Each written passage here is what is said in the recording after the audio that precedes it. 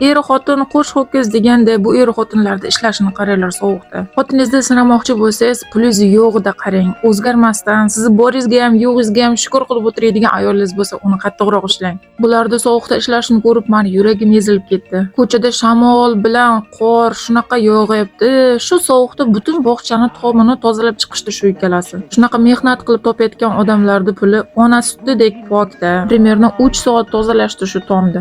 Qo'llari dard ko'rmasin kelinim bir pasda xamirlarda obkishadi. Живой kelin emas, mikserimda nazarda tutib. Общий to'r zuvola chiqdi xamirchamiz. Dam olib pishgan nonchalarimiz shunaqa zo'r pishadi. Zuvolacha qilib 20 minutga dam oltirishga jo'natib o'qloqcha bilan yoyib chiqdim hammasini. Yana bir 10 minut dam berib duxovkaga jo'natib.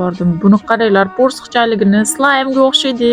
Nonchalarimni pishirib bo'lgandan keyin uxlab qoldim. Shunaqa shirinlik yegim kelib ketdi. Yulduz opaga yozib bir korobka Napoleon zakaz qildim. Buni qaranglar, xrustyashligini. Oralari ham даже ivib ketmaganda kirsillab turibdi. Nonchalarimga nechi. Manasa o'zimga issiqqina bir bokal kofechani damlab, degustation qilishga o'tirdim. Peterdagilar eslashda Yulduz opani atmetka qilib ketaman. Bemalol любой to'rt pishiriqlarni zakaz qilinglar. Nonchamiz bir pashta 3 ta bo'lib qoldi, chunki issiqqina noncha rosa yeyimli bo'ladi-da. Yeb qo'yishdi uydagilar. Do'stlar, hammalaringizga rahmat demoqchiman. Meni podдержка qilib, kuzatayotganlaringiz uchun, men bilan birga bo'lganlaringiz uchun.